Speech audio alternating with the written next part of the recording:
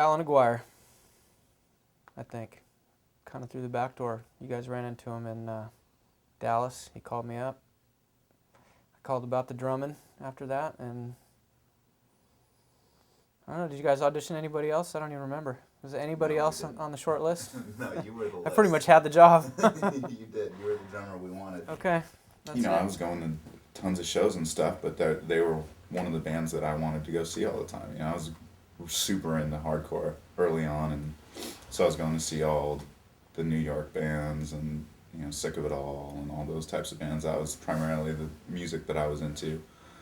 But, you know, I was close with Jeff, but then still had that kind of like band image of the Crucified. And, you know, they would definitely be one of the influences on me on why I started playing in a band. You know, because I had some kind of connection with them and it seemed possible. Yeah, made it seem attainable. Yeah, definitely. And then, obviously, as we've grown and become friends, I think that's been an interesting dynamic between Mark and I, is because he was more of a mentor at first to me, and we had more of that kind of relationship, and then we grew into friends over the years. Been following Mark since he was like in the Crucified, and when Jeff was in there, and just love him. In fact, I'm gonna go ahead and show that. Oh, look, nice.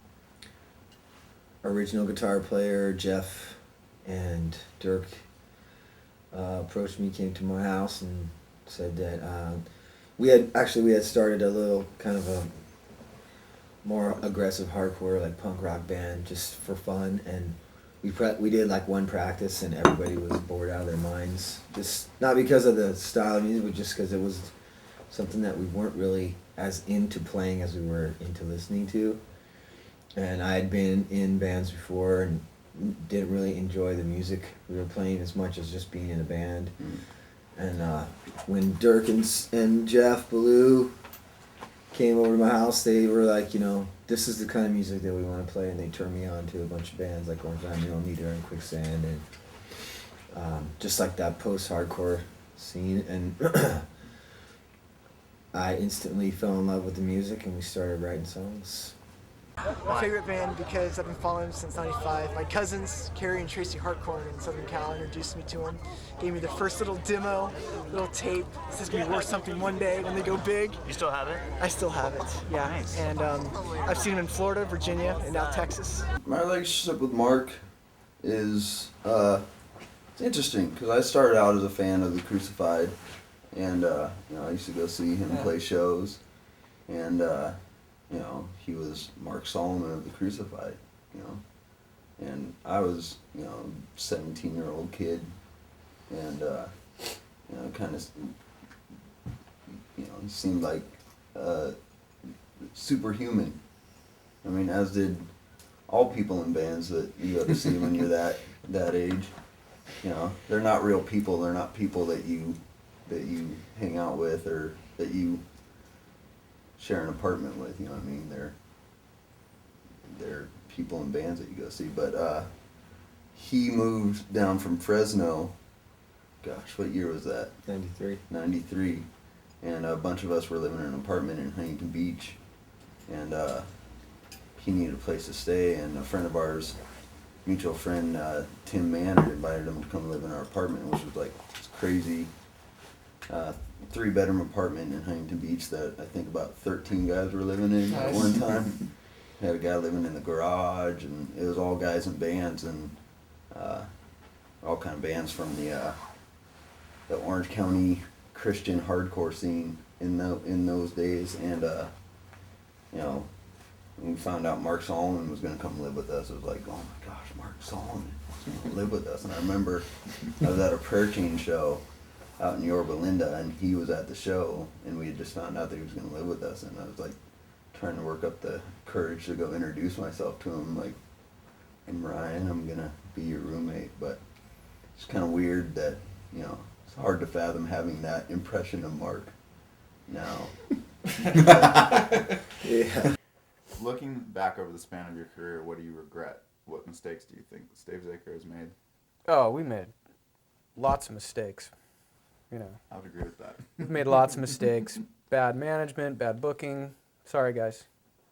You know, but truth be told, we're not very good at making good decisions for ourselves. Except staying together. That's the only good decision I can think of right now. And keeping going. We've made a lot of mistakes, but, you know, I don't know. I don't think I regret a whole lot. You know, I don't feel like, oh, gosh, if we'd only done this, we'd be here, you know, because it's just pointless. Continuing on, and as soon as he left the band, again, it's not anything negative about him. It's just that, you know, now that all the guys in the band are still all focused on the same music, and it just makes for a much quicker writing process. And with Ryan joining the group, with you joining the group, there has never been a more seamless change as far as music is concerned. It's already felt like you were in the band. You were freaking stealing all our riffs anyway. So. What about Jeremy? I actually don't even know the story about when he left the band. It's been so long since Jeremy was in the band, I honestly just forgot. First time, just blew me out of the water. Just the music, to me, it just moves me. I just love the fact that for them, they don't compromise the quality of the music for anything. And I think they go 100% every time I see them. You can't beat one of their live shows. You can't beat their albums. And all these guys, we just love them.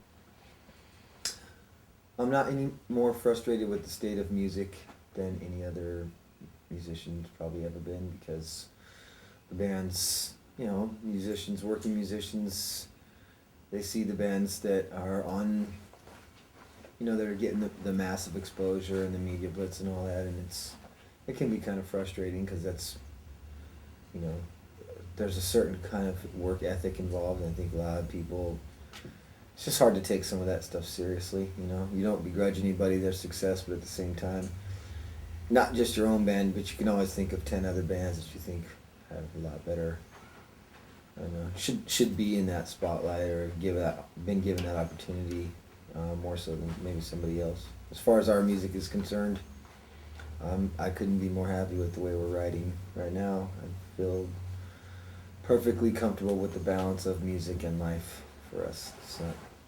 How can you second guess yourself? You're the band, you know, everyone else has to kind of go with your thing. You know, we try to make music that the fans like, but, you know, not everybody likes everything, and you kind of have to just deal with it, you know. We try to just make music that we're into, and, you know, there's always people that are into the same kind of stuff you are, and then there's always people that wish you were like the first record, and, you know, what can you do about that? You can't do anything about that. Favorite album is Speakeasy, I think. Why is that? I think because kind of the way it changed direction in the music a little bit. It was a new sound. I felt a lot more emotion poured in it. At the time I got it, I was going through, and to be honest with you, it sounds kind of cliche, but I was going through a really hard time. I had moved away from home, I was living 1,000 miles away, and just had a really rough time, and I bought that album, and it was just incredible. And I think it's the best one. Every song is just excellent on it. Of our records, which one are you most proud of?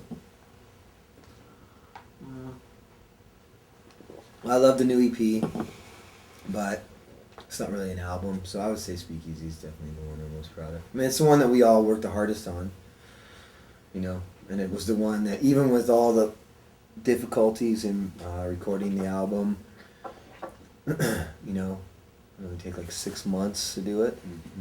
It was still worth it when it came out, so we got what we wanted. There's nothing about that album that I'm not happy with. What song are you most proud of?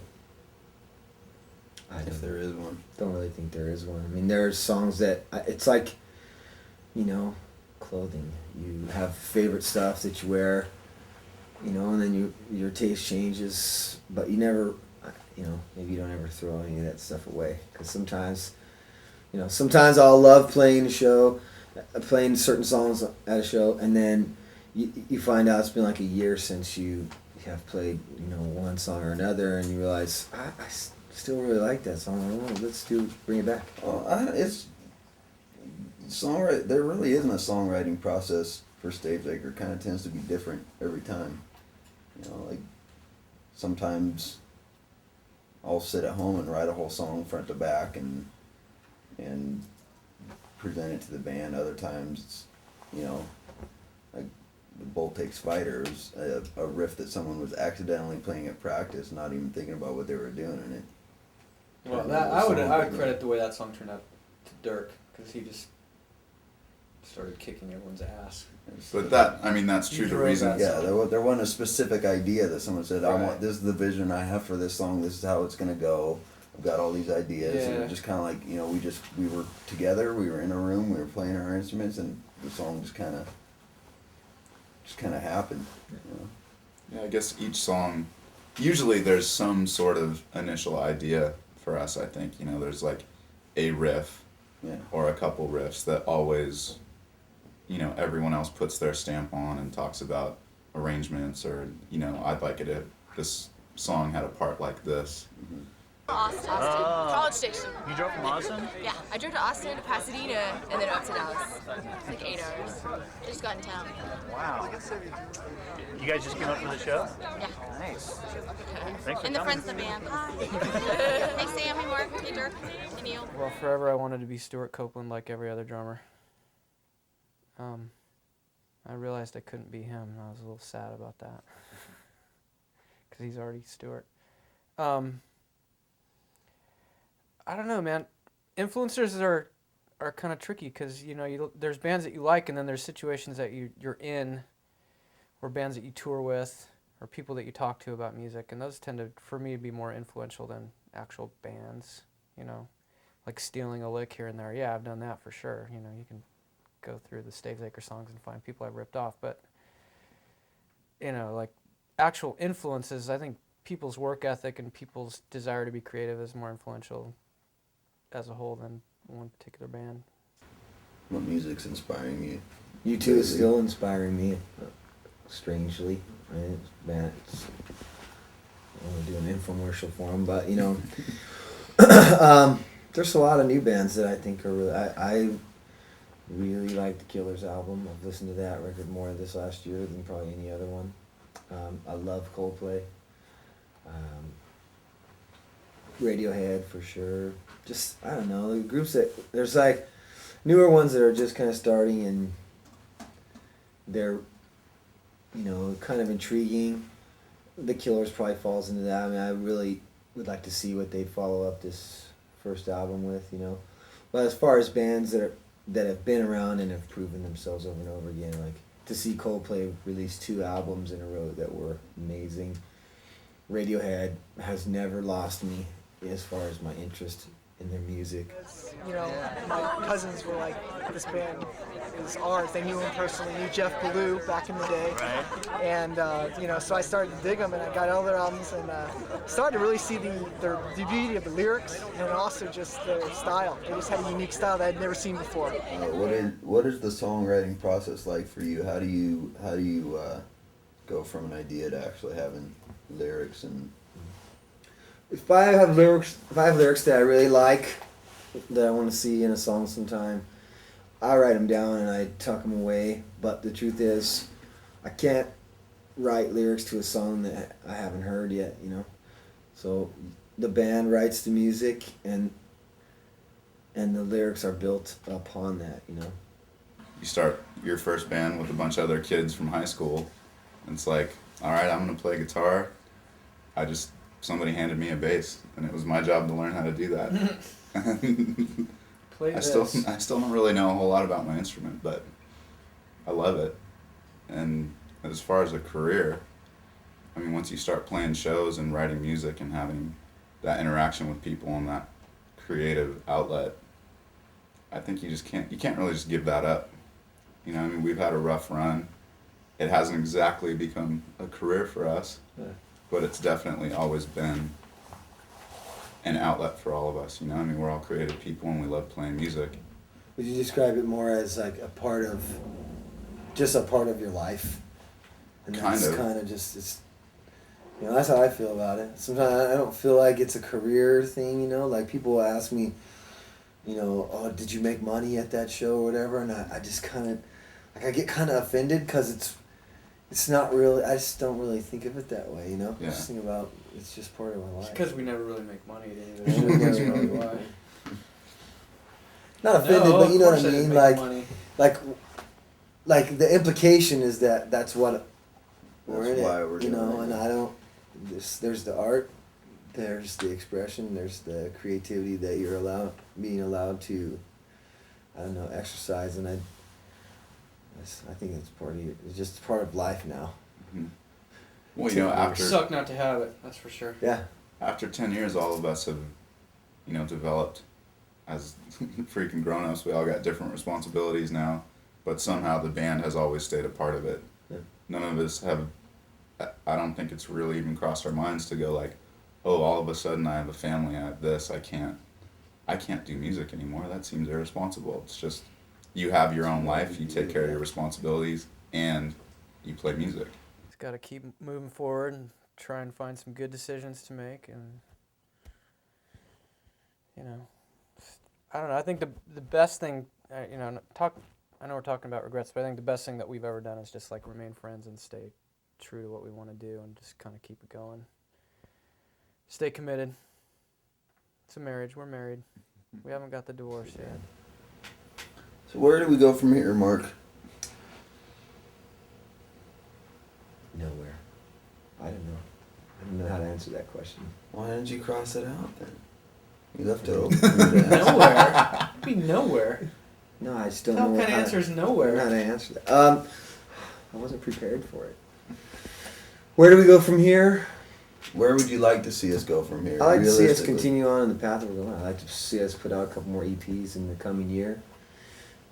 Maybe reflecting different themes, different styles of music that that we feel comfortable playing. I think that's a great way to go. I don't want to look at the long term and talk about one day being this or one day being that. I would say I'd like to focus on the next year of really putting out quality songs and put them out as quickly as we can.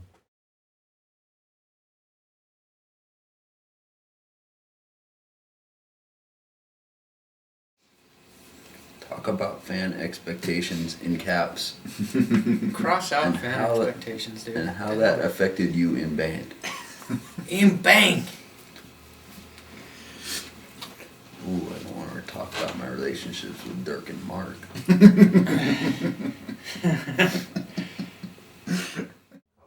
that everyone gets really excited about it and buys it. I'm gonna send out an email tomorrow. You're now older and have a family. Do you have any more paper towels?